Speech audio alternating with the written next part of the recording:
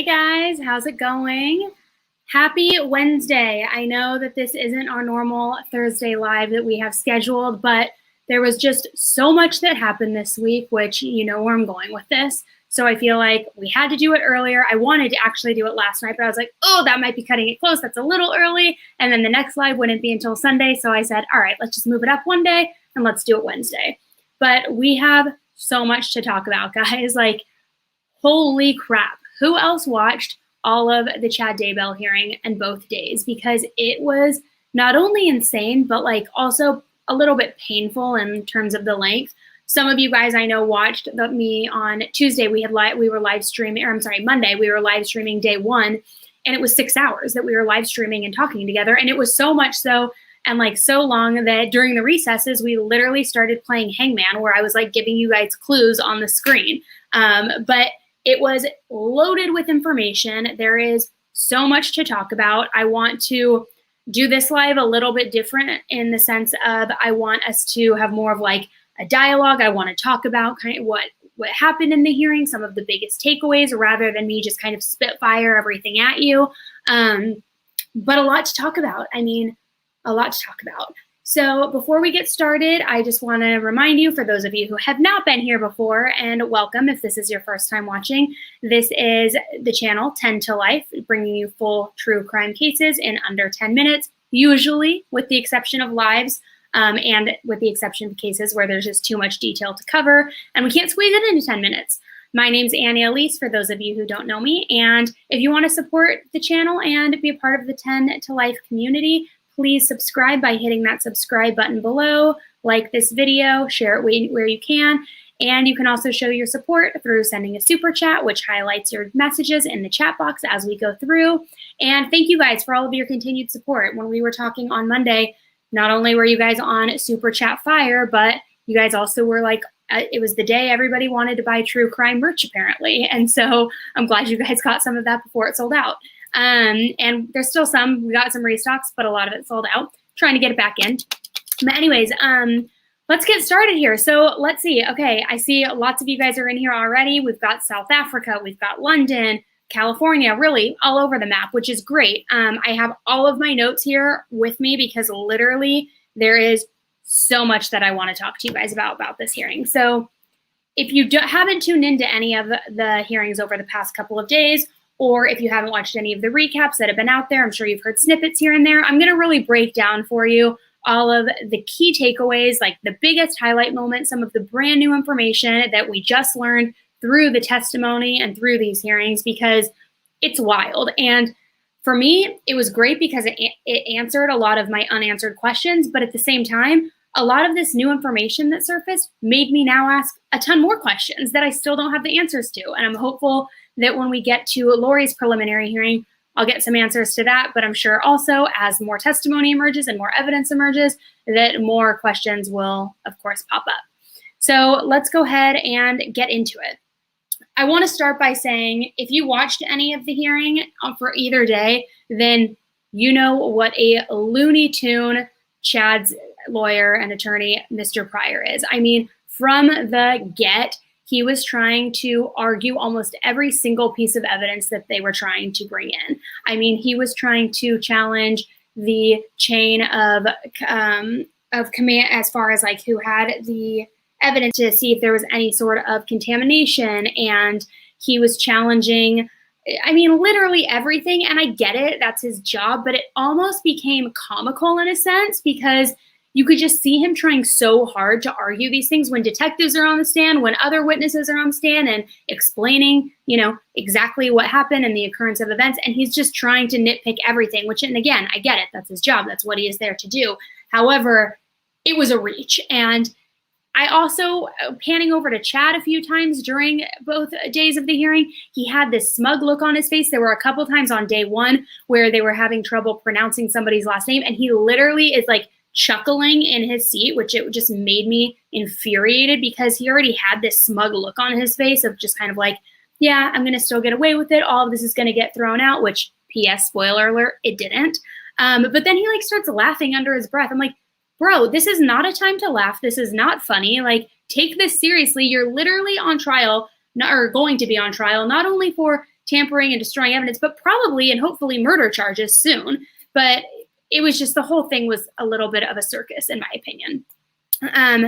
So let's go ahead and jump into it. So as I was saying, Mr. Pryor, his attorney, started to try to poke holes early on. And something that I thought was really interesting is, in addition to trying to challenge almost the chain of custody, and when they were taking all of the evidence from the search, from when they did their search at Chad Daybell's property, he was trying to poke holes in, okay, well, were you the last person to have it? Did you see it get in the van? Did you see it get over to the forensic office? All of these things. But then as they get into more of the evidence and more of the dialogue, he starts really bringing up Alex Cox, Lori's brother, and Lori's relationship. And he doesn't outright come and say it, but if you watch this and if you were in the stream with me on that day, you understand where I'm going with this. But he started actually like poking holes and bringing probing questions to almost allude to the fact that Lori and Alex had too close of a relationship, if you catch where I'm going with that. He had said, we know that they had multiple apartments in that complex. And so he was asking, okay, well, when you went to go do that welfare check, did you see that, did it look like Alex was ever living in the unit that was Lori's? Did it look like any of Lori's stuff was in the unit with Alex's? Could they have been living together? To where the detective said, like, I don't know, sure, maybe it's possible, but trying to like create some sort of probable cause in the sense of like, were they behind this whole thing together? And Chad was unknowing to everything, and they really had this intimate relationship. Because then he goes to ask, like, well, now you know that Lori and Alex have a close relationship, right? Or it's been said through social media, through all the different media outlets, that they're pretty close, right? How close? And you could just tell what path he was going with this, which I always thought that Lori and Chad were going to be a united front when it came to all of this, and when they finally went to stand trial, and that they were going to, of course, pin it on Alex. I mean, I don't think that any of us doubted that for a second, right? We figured, okay, he's the fall guy. They ended up probably, in my opinion, getting rid of Alex as the fall guy, but they could easily just pin everything onto him. But it was really interesting to see that the narrative was starting to flip a little bit, and it was almost as though Chad was going to go against Lori now and throw her under the bus. And there were a few things that happened, which we'll go into during this hearing, that are starting to make me think that maybe he's not the most loyal husband that he tried to pretend to be. And he's now trying to really just every man for himself, save himself in all of this. So we start with that. And as I mentioned, he was giving some like weird chat, some arrogant little looks. And they talk about the apartments, what was in there, and really just trying to question all this evidence coming in. And one of the first things we heard about on day one was the discovery of the remains. And the detective takes the stand and he outlines the discovery of evidence, what it was they found piece by piece, as far as they were uncovering everything from the dirt and what led them there. And there was some new information that came to light, but also some pieces of information that now have me questioning other things that we had heard and things that were once in the affidavit, which we know, of course, that is truth. But it just, again, goes back and pokes holes in all of Chad and Lori's stories. So let me start.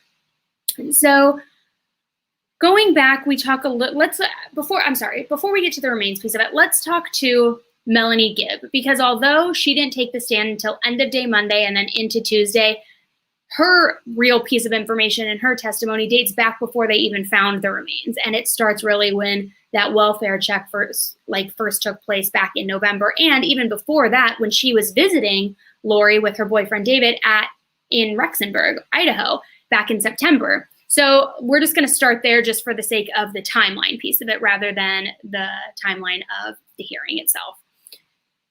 So we start with the body cam footage from when these officers go to do this welfare check on Lori at Lori's house and to see where JJ is, because we know Kay had called in this check because she hadn't heard from them and she was concerned about JJ's well-being. And so the police go to conduct this search. And we hear Lori tell police that not only is JJ with Melanie in Arizona, but we also hear her very cavalier, carefree, laughing. She's villainizing her, like everybody, saying that she's the victim, that everybody's out to get her, that, everybody's trying to find me and I'm just trying to stay hidden. And she's just kind of laughing it off. And she's like, Kay's been, she's after me and I had to lie to her about where I am because I don't want anybody knowing where I am, where JJ is. I'm trying to protect everybody. Just a very weird conversation. But once again, trying to paint herself as the victim, like we know Lori likes to do, and tell these officers, like, you know what, no, JJ is safe. He is fine. He's with my friend Melanie right now. They're in Arizona. Everybody thinks I'm the bad person. She even at one point says, like, you know, everybody thinks I'm a bad guy, but I'm a good person. I'm a good person. I'm like, I don't know who you're trying to sell on that. Maybe you're trying to convince yourself, but it was a very weird conversation to listen to. They didn't show the actual body cam footage, which I would be very interested to see, because I would like to know what her facial expressions were during that encounter, because we know too, just from the body cam footage of when her husband Charles was killed, that we heard all of that exchange and when she was talking to the officers, but she also seemed very calm and carefree then too. She was leaning on her car and she had her sunglasses like on her head, and she was just kind of like, yeah, I mean, it was self-defense and he came after my brother, and like she was making little smart laughs here and there too. And her body language, I could just imagine hearing this interview with her at her door. I can already picture what she looked like and what her body language was saying. And she just doesn't assume guilt in any sort of way. And truthfully, I think in her core, she believes that she is innocent and a good person, which is all the more dangerous and all the more terrifying. So we start with that, and we hear the body cam footage and everything that took place when they first ask her where JJ is. Then shortly after that, while the police are talking to Lori, Chad calls Melanie and says, hey, if the Idaho police call you, don't pick up your phone. And Melanie's like, what are you talking about? Why wouldn't they pick up my phone? He's like, because they're questioning Lori about JJ's whereabouts, and we told that, or she's going to tell them that JJ is with you. And she asks, I thought that JJ was with Kay. That's what Lori told me, like, back when I left in September. What are you talking about? Like, what do you mean? And he's like, no, like, I'll get into it later, but she's going to say that JJ's with you. And then she asks Chad point blank, are you nervous? And Chad tells Melanie, yes, I am. So already Melanie knows that something is not right, because she's asking him point blank, are you nervous? She knows that they're lying, saying that JJ's with her when she already felt like things were a little bit off previously. So it's now where everything, in my opinion, is starting to slowly unravel, just piece by piece. You know how it goes. When you pull at the thread, everything starts to unravel. So then shortly after, Lori calls Melanie and says that she did in fact tell the police that the kids were with her, and asked her to go and take random photos of children and to show police if they ask, and be like, oh yeah, like, here's all the kids are just playing with all these kids in the schoolyard or at the park or whatever. And then to tell them too that Lori's going to come pick up the kids later that week, as though that would be enough to get them off her case. Like, it's wild to me that not only do these thoughts even enter her mind, but she actually truly believed that she could get away with all of this after wellness checks being called in by the grandparents. Like, I just really don't understand. It's so bizarre. And Melanie, as she's on the stand and she's admitting to her role in everything and what she had heard and what she did, she admits that she did lie to the police in late November, saying that JJ was with her. And her excuse was that she was confused about what was going on and what the situation was, and she really wanted her focus to be back on Lori, which I know we've all talked about how innocent is Melanie in all of this. And it's great that she's been forthcoming with information, don't get me wrong. And it's great that she had a secret recording, which we'll get to as well. But I also still do not believe that she's entirely telling the full truth. I just don't, because I know for me, no matter what my belief system was, if my best friend called me, even if my sister called me and said, lie to the police and tell them that the kids are with you, I wouldn't actually, first of all, lie to the police and then say, oh, it's because I wanted them to put the focus back on her. If you wanted the focus back on her, you would never assume that responsibility and go along with that lie. It doesn't make sense. So I think there's still going to be information that surfaces a little bit later down the road, especially when it comes time for Lori's hearing, but we'll see what happens there. She then contacted police just a short time later on the 7th and the 8th of December, Melanie did, and she gave them more details about what had been going on, what her last encounter was with them when she saw them in September, and what she saw in her last sighting of JJ. And she also gives them a phone call that she had made on the 8th of December and secretly recorded on her boyfriend's cell phone. And it was a phone call that she made to Lori and Chad.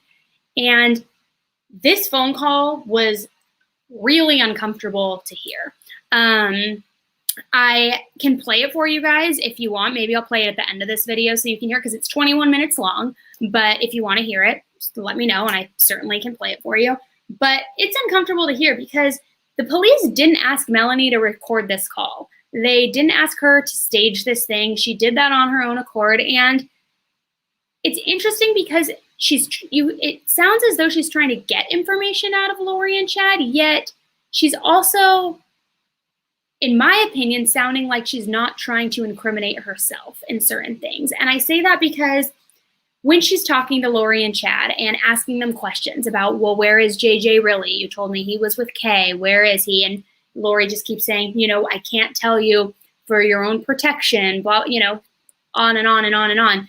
And they say, like, well, I'm a good person, Mel. We're good people. And she's like, yeah, I know. Like, weird little long pauses there where I think she was trying to be very careful in what she said, and not in the sense because she wanted to tip them off. Because, again, if you're trying to get information or you're trying to act as though it's all natural, you'd be like, of course I know everything's fine. Just tell me, like, you can trust me. I'm your best friend. Like, where is he? What's going on? I need to know so I can help protect you, protect myself. Like, it was just a very, very odd phone call, to say the least.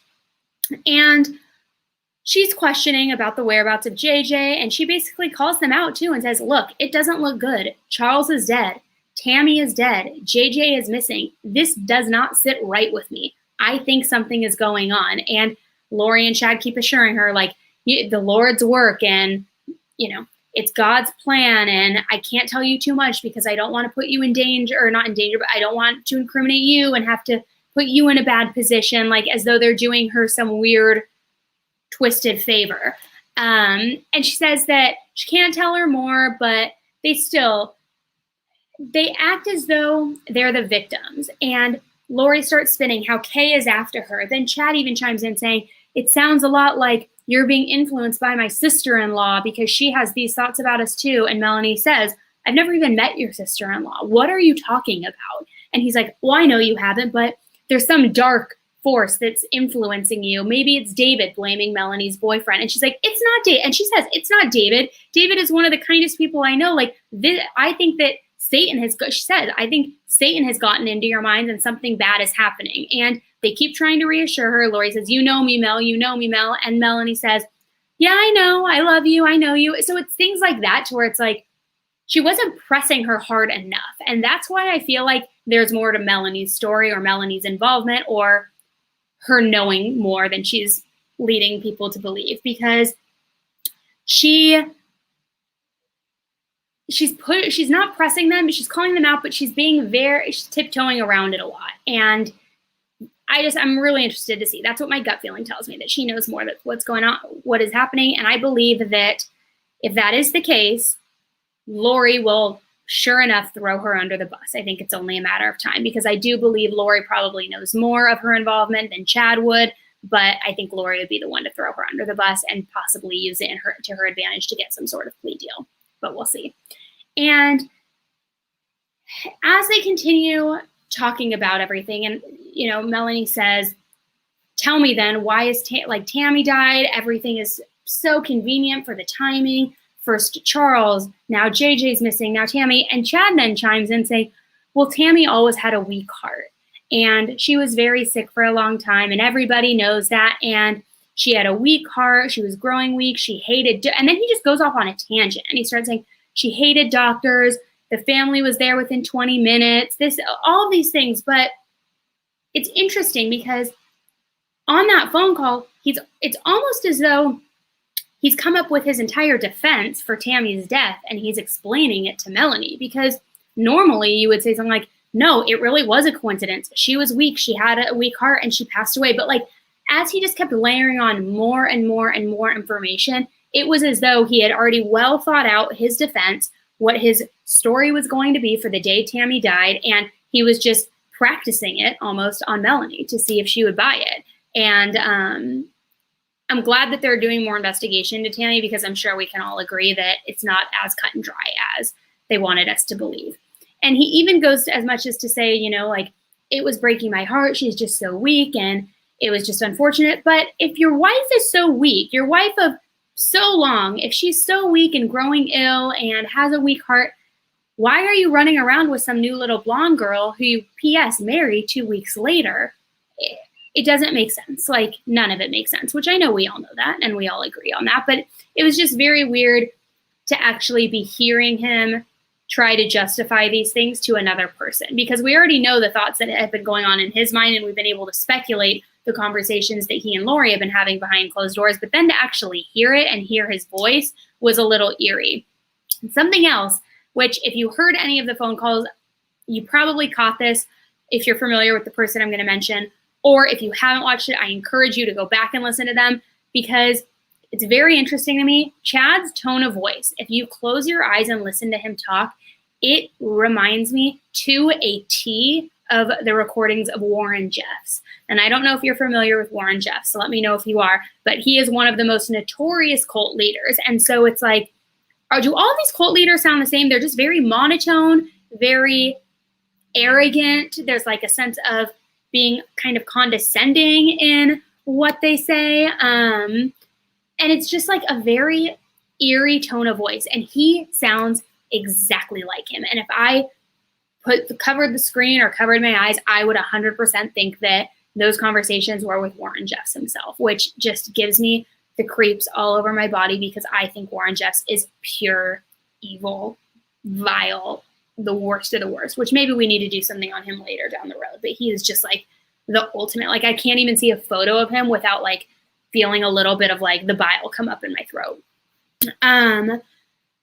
So anyways, I want to talk a little bit too about, before we go into the day they found the remains, I see that there's a lot of comments and questions here. So I'm sorry if I missed over a question, please ask it again.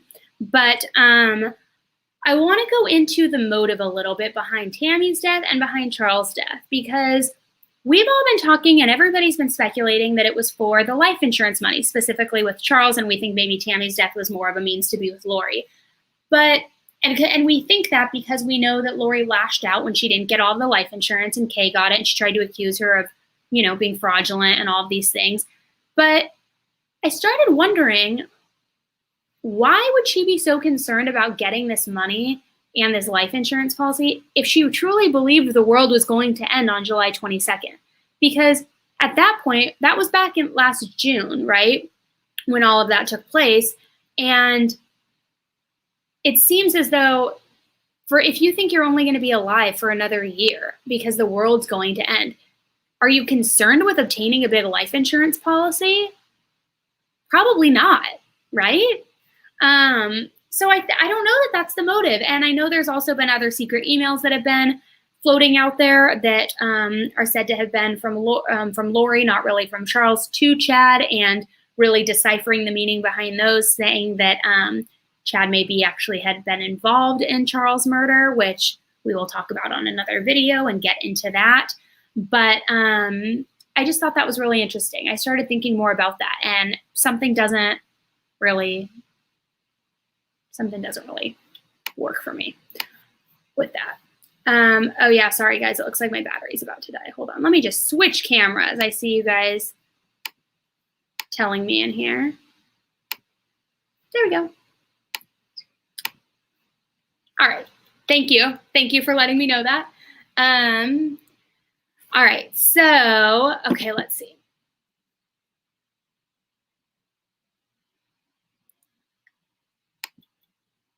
Alexis, would you ever do a live chat during the hearings? I did. So on day one, the hearing on Monday, we did do a live chat, and it was 6 hours long, which was fine, but it was definitely a long hearing, because some of these, especially when it's the preliminary hearings, they drag on a lot. There's a lot of recesses because they want to talk in privately behind closed doors before they come back into the court.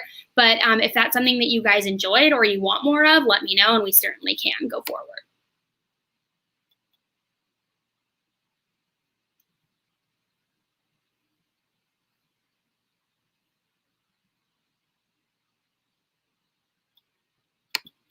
Linda, that's right. That's a great point. So Tammy was preparing for a marathon. And she went to go see her mom, which I also believe was a means of Chad trying to purposely get her out of the house because of everything else that was going on. But it's all too convenient. And I mean, we know it's all too convenient. So it's just horrible.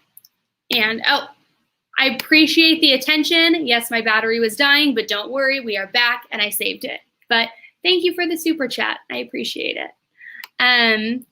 Okay, so, oh, wait, I didn't mean to go like that. It's not my birthday, but thank you guys so much. It's my sister's birthday, and she basically is my twin. That's why I said that on my Instagram, if I assume you guys caught that.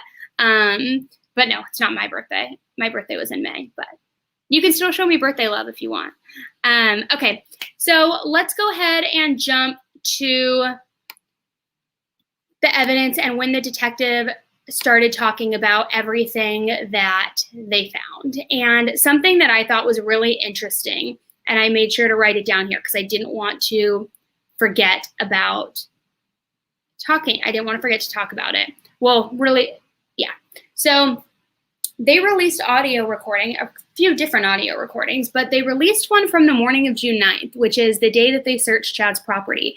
And it was, I don't know, maybe this was God's way of playing a joke on both Lori and Chad for their insane beliefs. But Lori called Chad that morning without knowing what was going on to check in. She was already in jail at this time, so the phone call was on a recorded line. And she basically says, like, hey, and he's like, hey, and he tells her they're searching the property. And you can tell from this conversation, he is nervous, and rightfully so, because he's searching everything. And she asks, are they seizing stuff from inside the house? And he's like, no, they're searching the property, which is like indirectly trying to tell her, you know, like, we're screwed. They're going to find something. And he even says, like, your attorney will talk to you. You need to talk to your attorney. And it was really interesting because then Lori asks him, she says, well, what do you want me to do? Do you want me to pray? And Chad says, no, I'm praying. And the remains, we know, were found a short time later, but I thought it was very interesting that that phone call not only took place and was recorded. I think that was well done up there. Well done. But it was interesting because at that point you could tell they were like a deer in the headlights. They didn't know what to do. Should we pray? Should we do this? Like, you're caught and you're about to get completely royally screwed. So we know how the remains were found, but let's talk a little bit about that because I think this goes back to making some new questions emerge and what really took place. So they say how they found Tylee's remains, of course, near the pond under that tree in a 2-foot shallow grave. And when unearthing the remains, they discovered she had been cut into pieces and her remains had been attempted to be set on fire. And they also mentioned that there was a melted green bucket and a piece of partial skull and then a jawbone with teeth still attached. So my first question is, was she shot? And is that why there was a partial skull piece found?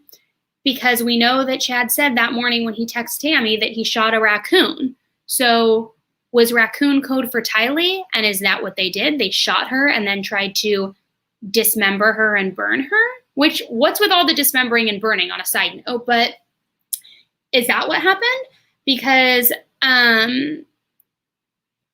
it's always been a question to me, and it's always sat a little bit uncomfortable for me in the sense of why Tylee seemed to be killed and disposed of in such a brutal way in comparison to JJ. And not to say that they weren't both brutal. They certainly were, but she was dismembered, burned. There's a partial piece of her skull where JJ was intact, yes, full of duct tape, which is horrible, and in plastic bags, but like there was more passion and hate, it appears, behind this crime. And usually you would see it reverse because it would almost be as though they've done it once and now when they go back to do a second time, they've learned from their mistakes and they've learned how to dispose of the body in a better way and to conceal it more effectively. But that's not the case here. They got more lax with it. And is it because JJ was younger, because he was, you know, a sweeter boy and he didn't have problems with Lori the way that they say Tylee did? I don't know. But that's never sat right with me. It just seems as though The manner in which Tylee was disposed of and potentially murdered in was more barbaric than JJ. And I've always wondered what is behind that. So the prosecutor says that Tylee was killed in early September, and we know she was last seen at Yellowstone on September 8th. And the next day, Alex Cox, his phone, pinged at Chad Daybell's property. So, hello, come on, we know what's going on here. The interesting thing, too, is we know about that raccoon story that he told Tammy that, in that one text where he said that I had to shoot the raccoon and I lit it on fire, ha ha, fun times, or whatever he quoted, some weird ass text message. But what's interesting is as they were unearthing all of these things in the pet cemetery and they stumbled across the two kids, they also did find animal remains of a cat and a dog.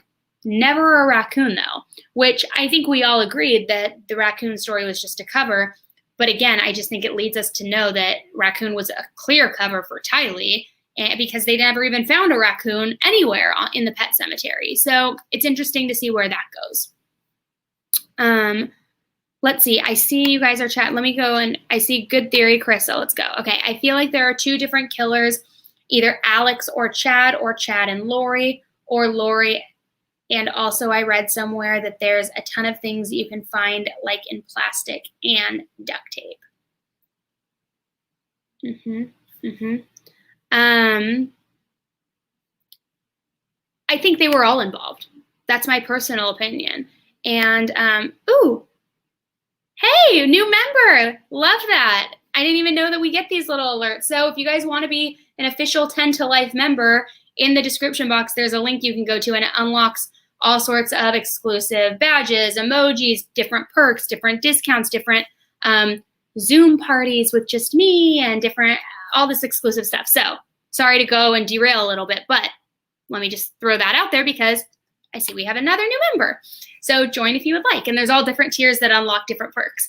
Anyways, I do believe that they were all involved in some sense. And I firmly believe that. Certainly there's no doubt in my mind that Alex was involved.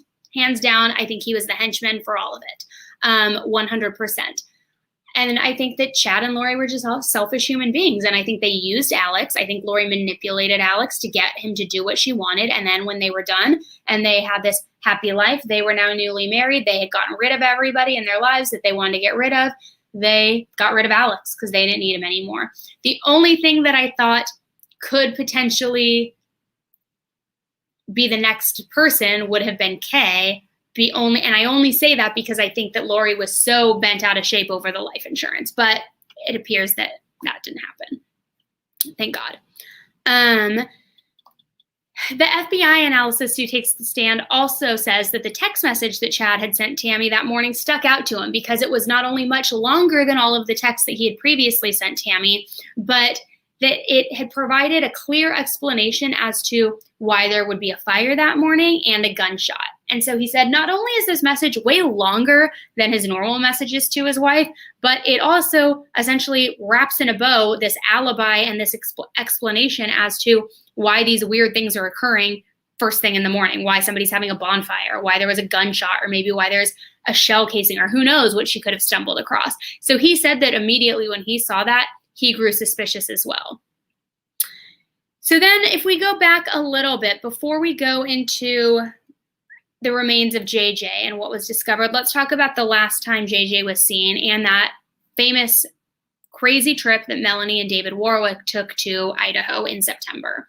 So Melanie and her boyfriend David go and visit them in Idaho at the end of September. And JJ was last seen on the 22nd of September, which we know by then. And they both testified that they saw Alex carrying JJ in over his shoulder, tired that night, and that he appeared to be sleeping, but that the next morning he was gone. And they were recording a podcast in the middle of, she said it was between the hours of 9 p.m. and midnight. She wasn't entirely sure. Ooh, welcome to the club, Allie. And that they saw him carrying him in, slumped over the shoulder, and that he appeared to be sleeping. And then the next morning when they woke up, JJ was gone. And if you've watched any of the previous videos, you know that they said when they asked Lori, where's JJ, she says he was acting like a zombie, that he was climbing on top of the kitchen cabinets, that he was just out of control, and that Alex had to come and take him away, which was also just bizarre in itself because, of course, this little kid, he's playing. What do you mean he's out of control because he's climbing on things? Hello, that's what little boys do. Which, if you want to watch more information about all of those findings, you can go to the Lori and Chad playlist on my channel, and it has all of these videos to bring you up to speed if you want. And so she tells them he's out of control. He knocked over this picture that was on the refrigerator of Jesus, and he's climbing on top of the cabinets, which it's that dead crawl space. If you envision a kitchen where it's the kitchen cabinets, the space between the tops of the cabinet and the ceiling. And so she said Alex had to come get him. And that same morning, Alex's phone pinged at Chad's property again. So it's like, this is clearly the path. It's you do the damage, you commit the crime, and then you go and you try to conceal it and clean it up at Chad's house because he has this huge land and pet cemetery where you think you can get away with it, apparently. And when they found JJ, it was really tough to watch the detective describe this because you could tell he was having a really hard time with it. And he describes that they pulled back 3 white flat rocks concealed, that under that there were wood panels. Then under that there was a black plastic bag. When they tore through that, there was a white plastic bag. And when they tore through that, they discovered human hair that was in the palm of their hand. And the way they describe JJ, we knew there was duct tape involved, but they say that there were so many layers of duct tape and that his forearms were bound together all the way up to his hands and his fists, to where there was so much duct tape they couldn't even see his hands. They said it just looked like a ball of tape. He also describes that there was duct tape that went across his entire jawline, multiple pieces covering his mouth.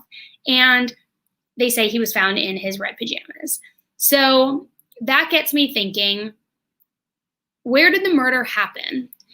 And what was the cause of death, which I want to know, and I know they're holding on to that information, because to have somebody so tightly bound, especially a child who it's probably not necessary that you use that much duct tape and that much force, and putting the tape over their mouth is so that they don't scream. So was he buried alive? Was he suffocated in those plastic bags? Why would you have to put somebody so tight to where they can't wiggle out unless that's the means in which you're going to be killing them? Because to everything they've released so far, there wasn't any sort of, bullet wound, stab wound, anything like that. So if it was suffocation, it just, and like in his pajamas. So did they scoop him up out of bed that morning because we know he disappeared that morning? And when Alex took him because he was being out of control, did they scoop him up and while he was still in bed or asleep? Or was he waking up and he was playing in his pajamas because it was early morning and they just had enough? And in the heat of the moment, they just grabbed him. And that's when Alex took him and did that. But he must have been awake alive while they were duct taping him, because why else, if somebody were already deceased, why would you feel the need to not only duct tape them and bind their hands together and their arms together, but why would you feel the need to cover their mouth with tape? So that breaks my heart in a whole different way than before, even, because he knew what was happening to him. And I can't imagine how scared he must have been in those moments. And for that and alone, these two people deserve to fry, in my opinion. I mean, it's heartbreaking. Then it makes me wonder, did they do that, or was that the cause of death because they realized that Tylee was a little bit of a mess in the sense of her disposal? Because we know that they tried to dismember her, burn her, that there was a potential maybe gunshot. We don't know. So if that was the failed attempt, was this now a cleaner way for them to do it and to get rid of him?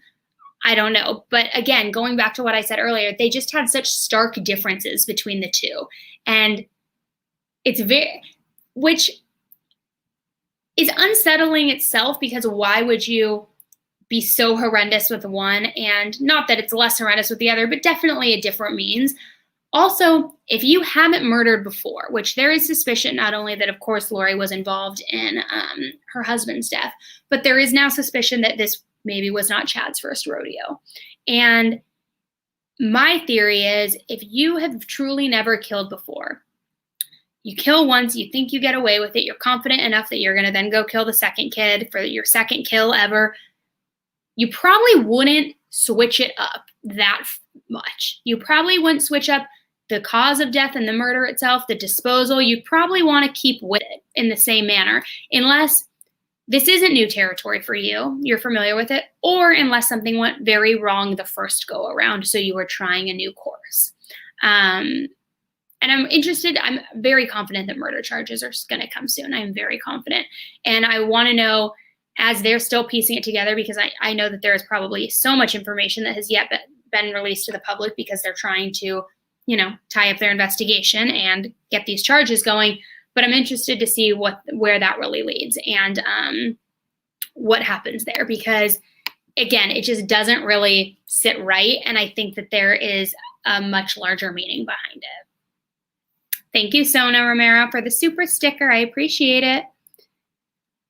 Dora, I see that you are saying he was probably full of sedatives to keep him quiet. I wouldn't doubt it. But then again, if he were heavily sedated, would it be necessary to use that much force and duct tape him and restrain him? I don't know. The autopsy report has not been released yet, no. To my knowledge, unless it's somewhere on the dark web, which if it is, please email it to me. So they bring all of this evidence out, and it's pretty clear over the 2 days of testimony and all this evidence that there is sufficient evidence to actually go to trial. Anybody in their right mind would believe it. And you can see poor John and Kay just sitting back there and so upset and visibly shaken, and which is heartbreaking itself, just listening to all of these things over and over again, and listening to the testimony and listening to Lori paint Kay as the villain, which she also had told Melanie that when she gave JJ to Kay to take care of, for Kay to take care of him, that she had told Kay that she lied to Kay and told her she had breast cancer, and that's why she couldn't take care of JJ anymore, and Kay needed to take him, which it's now you're lying about cancer now. There's really nothing off the table for this woman. She will do anything to get her way, and nothing is standing in the way of what she wants. So John Pryor, Chad's attorney, I don't know if I can say it on here, the douchiest man in the world. And I don't know whose face I hate more. I don't know if I hate Chad's face more or his face more. I just hate them both so much, equal hatred. Probably Chad's face a little bit more, because he's just I just hate him. But he argued that the marriage itself, from Chad and Lori's marriage, it's not an overt act towards a conspiracy, and that it didn't prove that there's enough evidence for these felony charges, because just because he's married to Lori and Lori and Alex are involved, it doesn't mean that Chad's guilty by association. And that's what his argument was. And his argument was that it doesn't warrant these felony charges. So if anything, if he's going to be charged at all, it should be dropped. And the judge wasn't buying that for a second. And he came back and said, no, there's plenty of evidence for this to go to the district court. We're going. And Chad Daybell's arraignment is scheduled for August 21st at 9 a.m. And it'll be done remotely, so hopefully we will have access to that to watch. I'm sure we will. And Lori's preliminary hearing is scheduled for just a couple days from now, on the 10th, which I can't wait. So what I'm most excited about is that not only are we going to hear potentially new evidence emerge and things that pertain directly to Lori herself, but I can't wait to see her and Melanie face to face. And I wonder if Melanie's characteristics and her demeanor is going to change at all when she's in that courtroom and sees her best friend across the table. And I wonder too what looks Lori's going to be giving to her, if it's going to be the death stare, or if it's going to be more of please don't take pity on me. It's going to be really interesting to watch. If you guys want, there will be media allowed in Lori's court, yes, as of right now. So if you guys want to watch that hearing live, again, sometimes they can go long. Mondays was 6 hours, Tuesdays was I think just under 5, maybe 4. So they can go a long time. I'm happy to stream them for you if you want to watch them, and I'll put reminders up. Or we could do a recap. It's up to you. You guys tell me what you want. But they tend to run very long. Another thing that as I started to just kind of sit back and think about everything that transpired over the last couple of days in these hearings, I was just playing everything for myself over and over in my mind. And the sequence of events, what they did, who they killed, then Tammy, then their wedding, and how she bought the wedding ring from Charles' Amazon account, and just how there's really no remorse for any of their actions. And then I thought too, those wedding pictures that they took on the beach, and just talking about it is literally giving me the chills right now, because you've seen those wedding pictures. They look so carefree. They're so happy. They're dancing on the beach. They're wearing their stupid ass leis, which if you're Hawaiian and watching this, I don't think leis themselves are stupid by any means. I think they are stupid because they're wearing these and they're like doing their little just, they got away with murder. And it's almost as though they're celebrating it. They just got away with Tammy's murder. They got away with the kids' murder. They got away with Charles' murder. They're about to get away with Alex's murder, which was happening just in like a week after that. And like, they are just completely carefree. And it blows my mind, because unless you are a true sociopath, how do you first of all move on that way and get married 2 weeks later after your spouse dies, and once you've literally just killed your 2 children and buried them in your new husband's yard? But you literally just have a smile on your face and don't think that you're doing anything wrong in the world. It's insane to me. Absolutely insane. And I know I talked a little bit about the motives, and was the motive for the insurance money? Was it really for that? Because if they thought the world was ending on July 22nd, does that really make much sense? Why would they need this large sum of money to get them through a single year? It doesn't really make sense, especially when half that year they had so many loose ends they had to tie up too, with the kids, with his wife, with Alex. Like, they had all these moving parts. So why did they need so much money? I would love to know your theories. And I see that, hello in Hawaii, Glenn. I love Hawaii. I get it. Okay, so it looks like you guys do want to watch the live stream. So I will make sure I get that loaded up so that we can live stream it. Ask me, put some questions that you have right now for this in the comments. I'm going to find the phone call for you guys for the phone call with Melanie. And I'm going to play that for you. And then that way, for those of you who don't want to listen to it, you can either fast forward or you can skip over it. But let me just find that here. I'm going to just put myself on mute.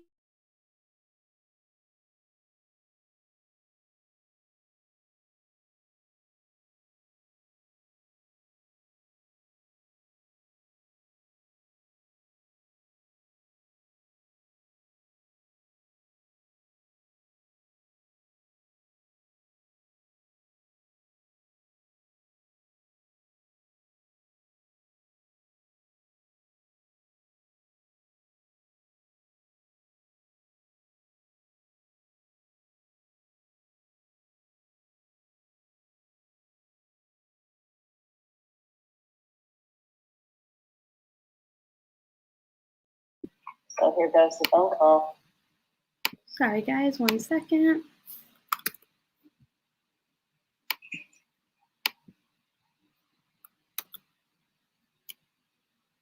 I'm going to get this going for you.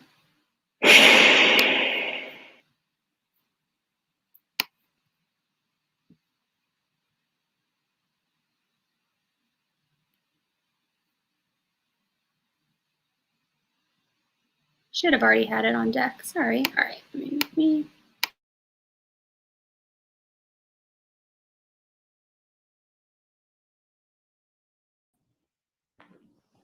And I am calling Chad Daybell's phone number, and hopefully I will be talking to both of them, Chad and Lori. So here goes the phone call.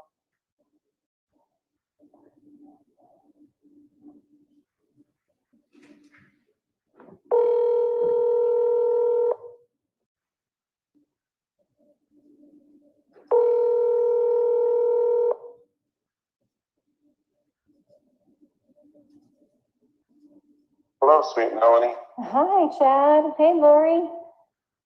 How are Hey, you? let me put on speaker. Oh, okay. All right. We're enough with the phone. How are you guys? We're okay. How are you doing, babe? I'm doing pretty good, thanks. I was wondering, where are you guys? We're just hanging out. Hanging out? Are you in Idaho? We're near Idaho. Oh, okay. I just wanted to ask you a question, if you don't mind, Lori. Yeah, of course, honey. I want to know, you remember we talked about JJ going to Kay's house, and you told me they went there, and now he's not there? I was wondering what happened.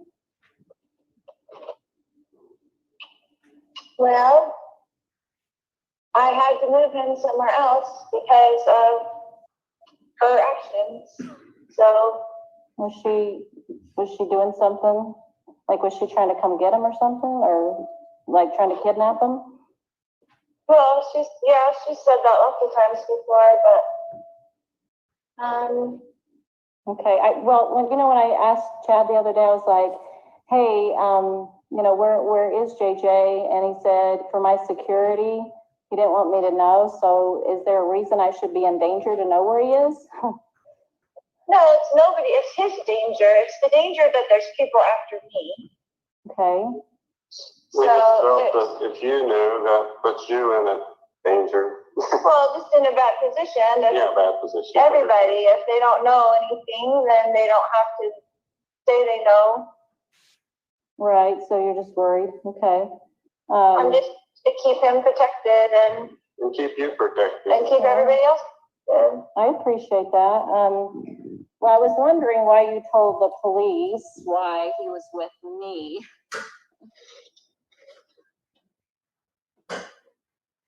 I just needed to have somebody so I wouldn't have to tell them where he really was, because they were going to tell Kay where he is. Oh, yeah. So do you think it's like your family, or, like your family, your dad, or, those My people? family, well, not my whole family, but as you know, most of my family is working against me and with her, basically. Yeah. Is JJ safe? He is safe and happy. Okay, well, that's good to hear. Are you afraid of anything? Like, are you afraid to tell me that you're just afraid that that I could be in danger? Like if I knew, like, how could that hurt me? I don't understand how that could hurt me if I knew where he was. Well, I'm just not telling anybody so that nobody has to say where he is or get questioned to where he is, so I can keep him as safe as possible. Yeah. Okay, I hope that he's okay. I hope you guys are okay. I did have a question that I asked Al at one point, your brother, if I wanted to know, like where he was, and he said I did not want to know, and that he could not be found. So what does that mean? I don't know why he would say that, but it's the same story. Like I don't even want Al to know. I don't want anybody to know, so that nobody has to be worried about it. I mean, nobody has to be questioned about it, so he can be safe. Yeah. So how long are you gonna be away for? Like, are you ever gonna be able to come out and come back to society again, or are you gonna keep, come back? I mean, like, what does that look like? I will do whatever the Lord needs me to do every day, so we'll see. I just wondered if I was ever going to see you again. Absolutely, you will. Okay, so maybe when they're done chasing you, you'll be able to come out again, or? Yeah, I mean, it's a ridiculous thing for them to be working with Kay to find me. There's nothing that's going on that's, you know what I'm saying? Like, they're working with her in some dark capacity. The police are working with her in some dark capacity. capacity. There's no reason for them to be after me in the first place. Yeah, has she threatened you at all? Yes, lots of times. Oh boy, like what did she say? Well, it's in emails and everything. So like she said she was going to come take them, or she was. There's a lot of things. Yeah. Nellie. I know it sounds like it. I'm just worried for you guys because, he's missing, and I know exactly where he is. He's perfectly fine and happy. Okay, well, I hope so. I have a scripture I wanted to share with you, if you don't mind. I'd love it. I was thinking about some of the things you guys have gone through, and I saw this scripture today, and I want you to Let me ask you a question about scripture. Okay. So, did Alma turn himself into King Noah, or what was he required to do? Well, King Noah was incredibly wicked. Yes. And so he fled his evil ways, which is adultery and living riotously and breaking all the commandments. Right. So what was he required to do, Alma? He had to go and flee so that he would be safe, and then help other people realize how jacked up the system was and the government was. What about Moroni? What was he required to do at the end? To carry on those plates and bury them. That was his responsibility. What did he have to do to do that? Did he hide? He had to hide. He had to hide because they were so. Everybody was killing everybody in the society. Everybody was dying. They were killing all the Nephites. And the scriptures had to hide in the cavity of a rock by day and go out by night. The prophets did. They did. Yeah. Okay, so thank you for sharing that with me. Okay, this scripture is just something that may be thoughtful for you. For behold, this is Doctrine and Covenants, section 3, verse 7 and 8. It says, for behold, you should not have feared man more than God. Although men set not the counsels of God and despise his words, yet you should have been faithful, and he would have extended his arm and supported you against all the fiery darts of the adversary. He would have been with you in every trouble. So when we work with the Lord and are obedient, He's going to protect us from adversarial darts and all kinds of negativity. But when we open the door to Satan, he comes in and then he attacks, and then he takes away to make it look like somebody else took it away. But that's not how God works. He doesn't work in darkness. I agree with you 100%. And that's what the Lord is doing for me. Exactly what he's doing for me. Oh, it just sounds weird. We have not opened the door for darkness now. Darkness is knocking on the door all the time because that's the way dark works with the light. And I promise you that I have done nothing wrong in this case, but sometimes you have to hide in the cavity of a rock for your own life safety. And that's what the Lord requires of you sometimes. And that's how it is.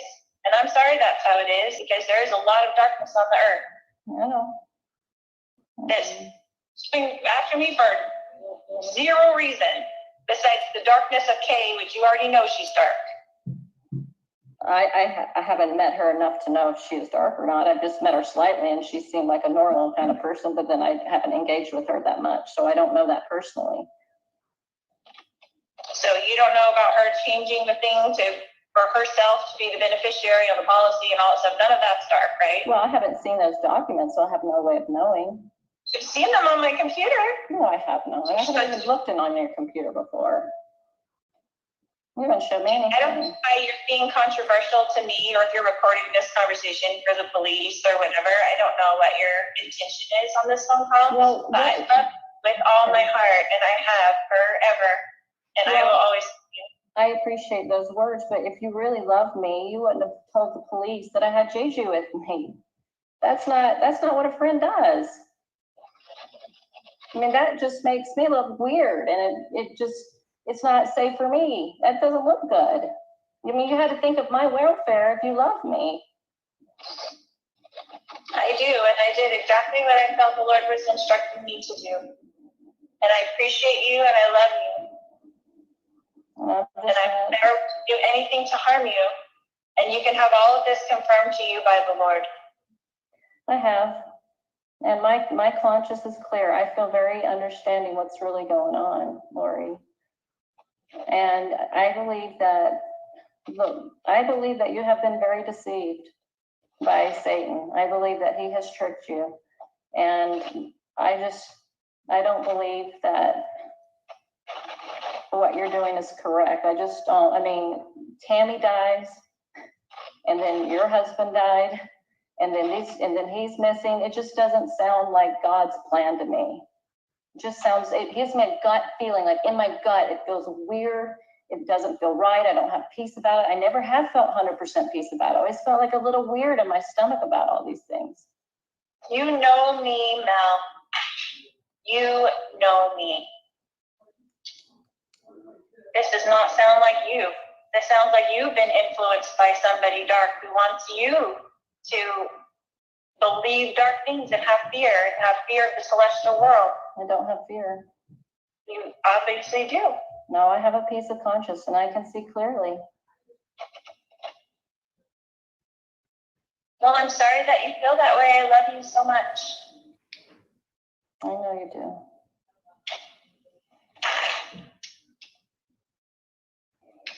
I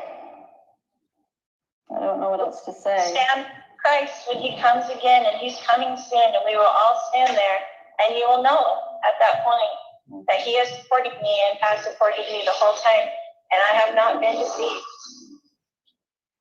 I just want to testify that I know Tammy and the conspiracy theories. My sister-in-law's right behind it all, and I hope that you're not being influenced by that dark team.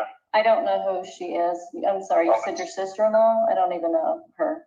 Oh, I know, but she's coming up with the same type of theories.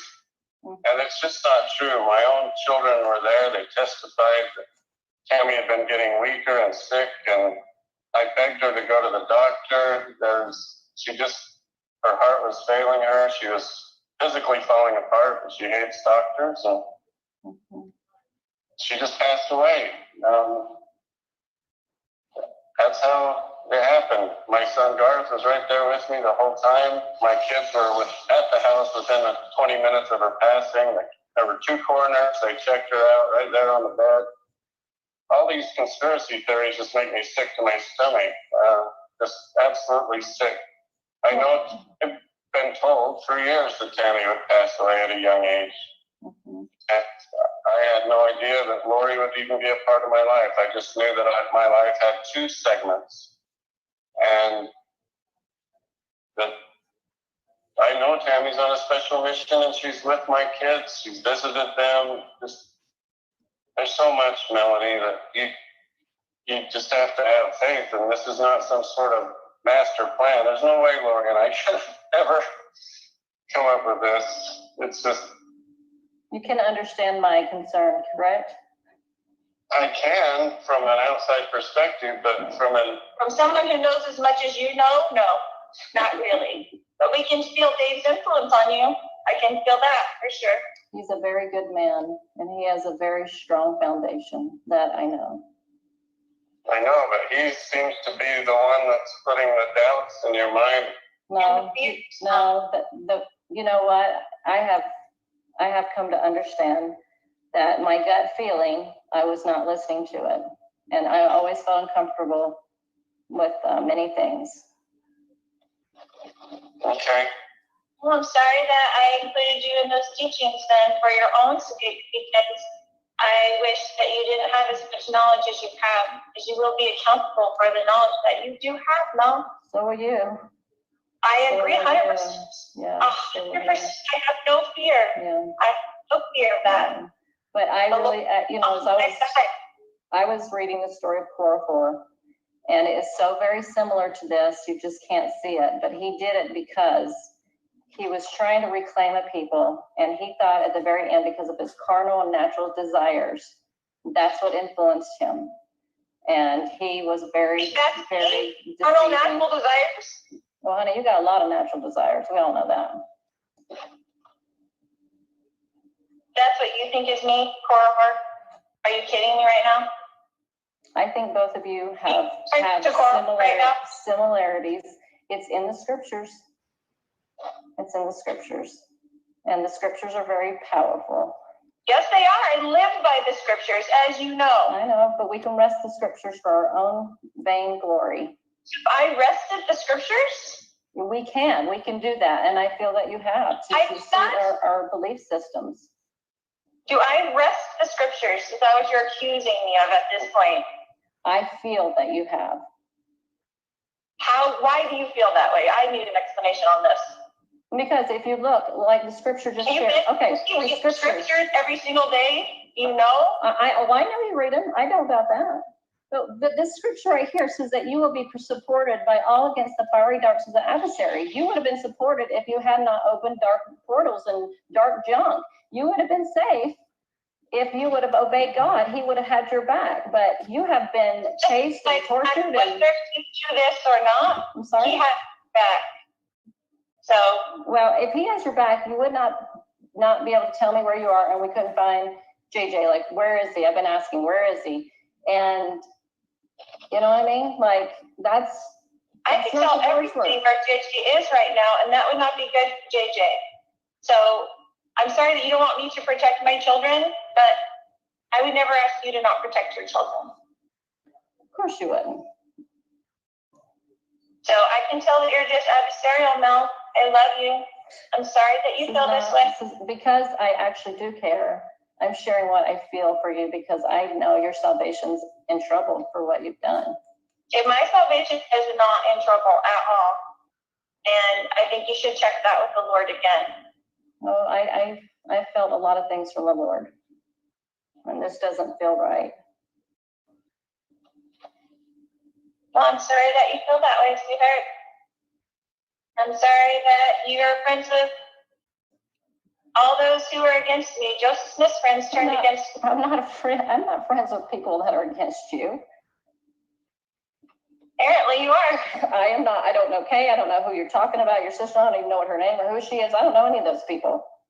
Why would they contact me anyway? How would I even know about that? Well, you're friends with Dave, and he's apparently now. Well, David is a very righteous man, and I've always known that grounding about him. And he has a lot of beautiful experiences with the Lord, and these are not the same. You know, when you get the priesthood, that's Peter, James, and John shows up, and then he confirms all of those in the circle that are to get it, and everybody's a witness of that. Everybody's a witness that the pattern is in the scriptures. There's no witness that you ever receive what you think you received. Nobody has seen that but you. There's no witness. The witness, Joseph Smith, Oliver Cowdery, Martin Harris, the 8 witnesses, they all showed up. Was there a witness when Jesus, Heavenly Father, gave that to Joseph Smith by himself in the grove? Was there a witness? No, but they had it later with other people. That was one experience, but others joined in later. When he brought other people into it, they had experiences. In the scriptures, yes or no? I'm sorry? Is that in the scriptures, yes or no? That Joseph was alone when he saw God the Father and Jesus Christ? Yes. Yes, he was alone. He was alone. But he had to open it up first. That's not a pattern at all. Honey, what I'm saying is that after he saw that and other people joined in, they saw the things with him. He wasn't alone. There was a witness for them. There was no witness. Anybody's never seen what you've seen or experienced what you've seen. That's your own witness, but nobody said that. No, God knows it, and I will never deny it. For my soul would be at stake if I did. So you can say it didn't happen to me, Mel, but if I say it, then I am accountable. You didn't witness it, but I did. But your behaviors is not, okay, I understand that's what you believe you saw, but this is the thing, as I see, is that your behavior is not one of somebody who's seen Christ.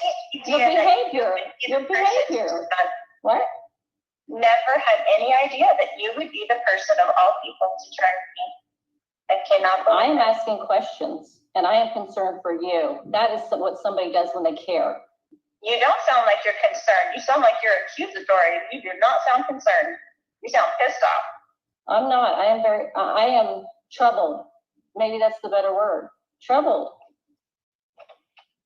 Because these things, like you being with Chad before he's even divorced, It's unusual behavior for a person that's seen Jesus Christ. I was never with him, and he was never divorced. Honey, I've seen you guys together. Story. That's you dating. So I haven't ever seen you with, I've never seen you with Chad kiss him and walk around the track at BYU with him. I never saw that. You say you're the one that's feeling guilty about being with someone before they were divorced. Oh, honey. I think that's not what we're talking about here. Wait, it's not what we're talking about here. That's what I'm saying. You are going off the deep end. But well, I'm just saying this is not a behavior of someone that sees Jesus Christ. It's not the behavior. Really? Have you ever seen Jesus Christ? So do you know what the future behavior would be if you had seen Jesus Christ? I know that when I prayed. He to do every day, and he does protect me, and he is protecting me, and he will protect me against this accusation as well. And we will both stand there with him, and you tell me if I was lying or not, but we're both standing there with Jesus Christ.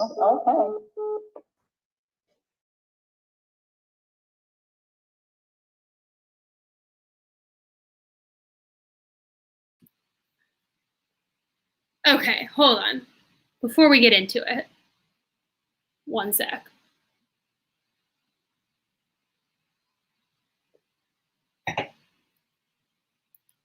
Whoa. Okay.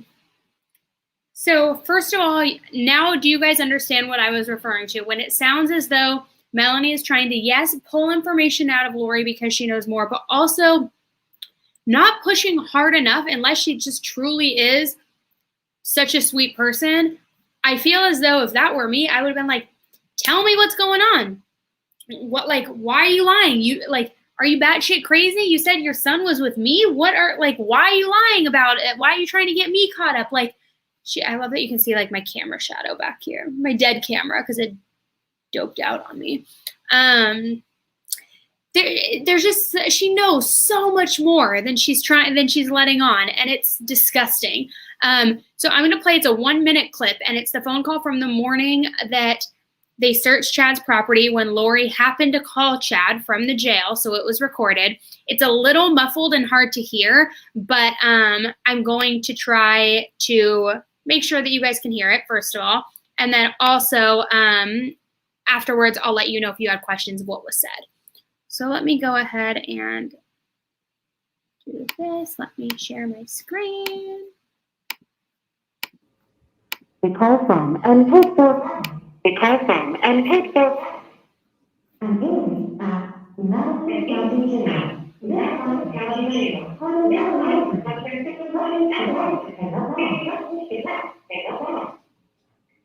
Thank you for using silence. Thank you for using silence. Hello? Hello? Okay. Are you okay?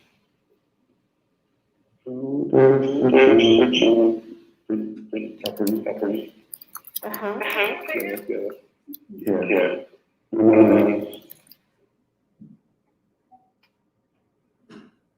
So, Mark Mills will be talking to you. Okay.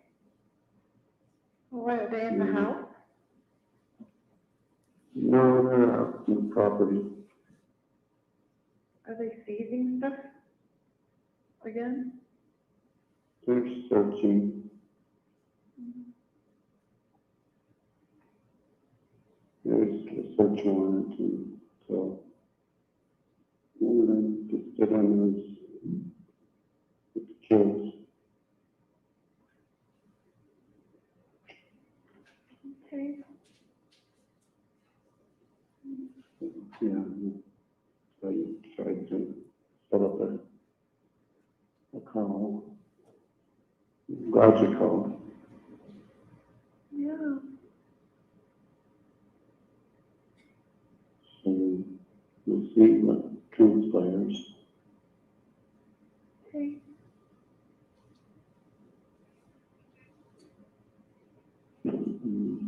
Yeah, don't. What do you want me to do? Pray. What? What do you want me Yeah, to do? pray. So, yeah. Okay. What can I do for you?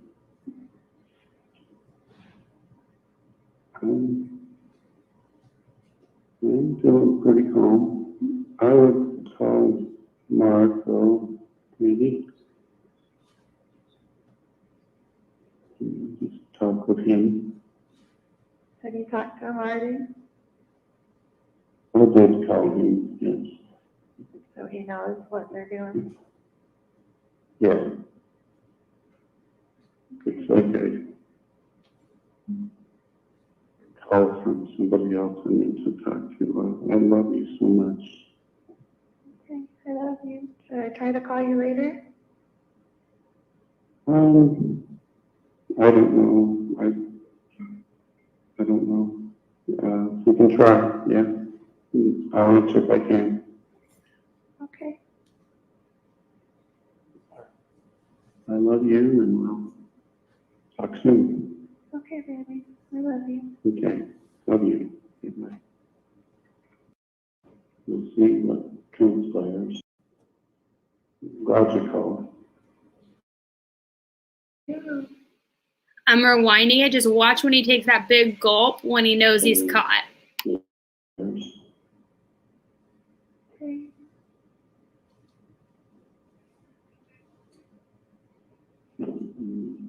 Yeah, no. What do you want me to do? Pray. What? What do you want me Yeah, to do? right. Well, yeah. Okay. Now let's talk about this. Because first of all, I love that you guys are talking about what a mopey son of a bitch he sounds like, because 100% he does.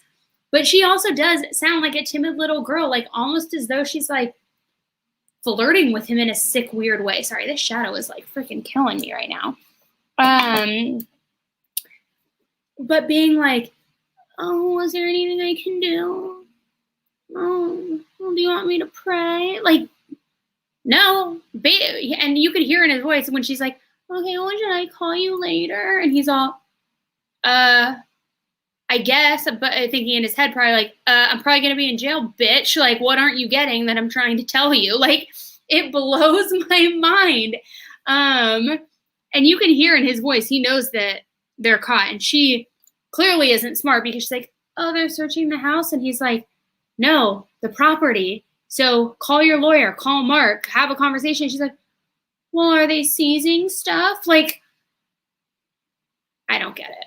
I don't get it. And I get it. He can't like outright say that, hey, they're about to find the kids. And because at that point he probably hoped by the grace of God that they wouldn't, but he was trying to tell her. But yeah, it blows my mind. They're just such stupid people. Anyways, so that is those are basically the key updates that happened in the hearing and the big takeaways. And as I mentioned, Lori's hearing is in 5 days on the 10th. So we'll see what comes out of that. And then Chad's arraignment is on the 21st. So a lot happening this month. And I will live stream her hearing and his remote arraignment if I'm given access to it. And I need to figure out if I'm going to wait till Sunday or if I'm going to do a video. But there's another person that I really want to talk about on here. And if you follow me on TikTok, you know where I'm going with this probably. Her name's Lovely Peaches. And I need to dissect and rip this apart. She is a freaking nightmare of a human being. So we'll either talk about that Sunday or maybe I'll post a video sooner, but that's what's to come. And she is like, I know I said Warren Jeffs is or Jeff Warren's or whatever, whoever that cult leader is the most vile human. She might be actually, because she talks about trafficking her 4-month-old daughter. And I think she does it primarily for attention. I don't think it's real, but it still is equally disgusting, if not more disgusting. So I'm going to talk about her and like exactly who she is, because she is psychotic. And like she talks about how her 4-month-old was flirting with her boyfriend, and that she finally decided, okay, if you're going to be a flirt and such a hoe, I'm going to pimp you out. Like, she is truly vile and horrible. So I'm going to be going through her whole story as well. And her daughter, who luckily is not in her custody. I found that out in my earlier research. So, all right, guys. As I was saying, we have a new promo code for the True Crime merch. If you want to get your hands on it, I'll leave it up until tonight. And that promo code is for 30% off, and it is Chad Sucks. Also, thank you for those of you who joined the new 10 to Life membership today during today's live. That's amazing, and I hope that you guys like it. Allie, let me see. Okay, at perfect timing because I'm talking about it. Do you have to pay full membership to watch the live streams? No. I always do these live streams. Basically, there's different tiers of the membership that gives you access to certain private live streams. It gives you access to certain 10 to Life emojis, badges, things like that. And it also gives you, depending on what tier you pick, certain private Zooms where we talk in a more intimate setting, one-on-one, where I can see your faces if you want, or you can have your camera off. And then there's also an option, too, where we present a case together, side by side, and the case of your choosing. So take a look. The link is in the description box, and join the 10 to Life official community because we are almost 25,000 strong in literally like 45 days, which is freaking unreal, guys. So we are a mighty, mighty force, and I love it, and I love all of you guys, and I love how supportive you are. Let me know if there is anything else you guys need from me, any case recommendations, please send them my way. I try to get to all of them, guys. I really do, but I sometimes can't get to every single email because there are many more than my little eyes can handle on my own. Exciting news too, which I haven't even announced it to the world yet, but I guess I will announce it here first.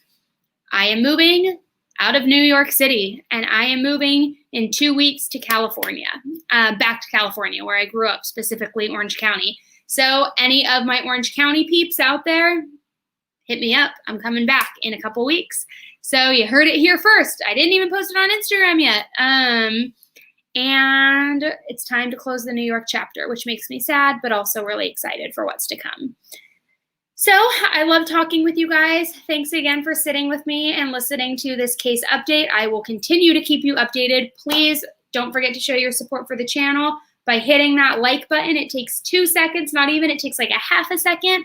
And hit that subscribe button if you haven't subscribed already, especially if you want to watch the live stream of Lori's hearing and of Chad's arraignment. Make sure you hit subscribe because it'll notify you before I go live, and that way you won't miss it.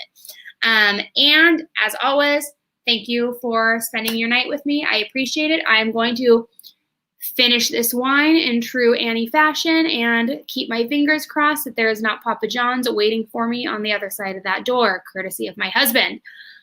All right, guys, love you. Have a good night. Until the next case, stay safe. Good night.